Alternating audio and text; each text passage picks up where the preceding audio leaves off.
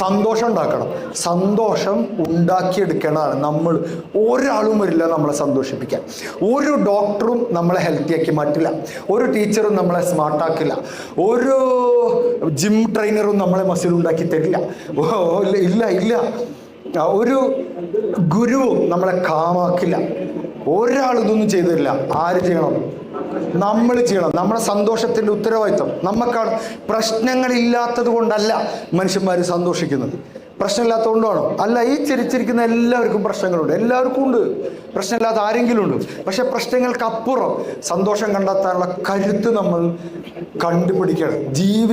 ജീവിച്ചിരിക്കുക എന്നുള്ളതിനേക്കാൾ മനോഹരമായൊരു ഫൈറ്റ് വേറെ നമുക്ക് നടത്താനില്ല, അല്ലേ?